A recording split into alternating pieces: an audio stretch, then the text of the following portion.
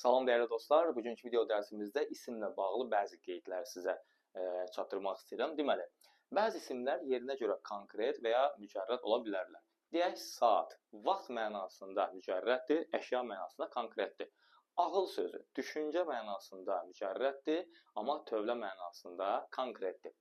Başqa nitq hissələri də, məsələn, sifət də xüsusi isim kimi işlənə bilər, adam adı bildirə bilər. Məsələn, coşqun, əziz, mehriban və s.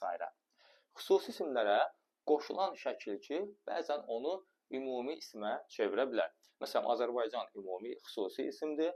Azərbaycanlı şəkil artırdım, artıq oldu ümumi isim və kiçik hərflə yazıldı. Sabir xüsusi isimdir. Sabirşünas şəkilki artırdım və oldu artıq ümumi isim kiçik hərflə yazıldı. Bəzən xüsusi isimlər ümumiləşdirmə bildirdikdə cəmlənə bilər. Məsələn, nizamilər, Füzulilər və s.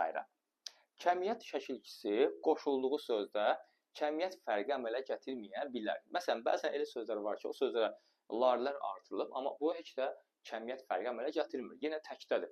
Məsələn, soyuqlar düşdü, istilər düşdü. Burada baxmayaraq ki, larlər artırılıb kəmiyyət şəkilkisidir, amma kəmiyyət fərqi əmələ gətirməyib.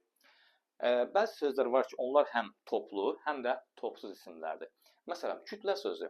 Burada suyun kütləsi deyəndə bu toplu isim deyil, amma deyirəm ki, cəmaət mənasını verirəm. Deyirəm ki, kütlə buna etiraz etdi deyəndə isə burada artıq toplu sözdür.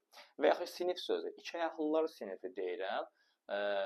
Burada olacaq bu adi bir söz. Amma deyəndə ki, sinif onu ayaqda alqışladı, burada olacaq toplu söz. Bəzi sözlər var ki, onu şagirdlər toplu sözlə qarışdırırlar.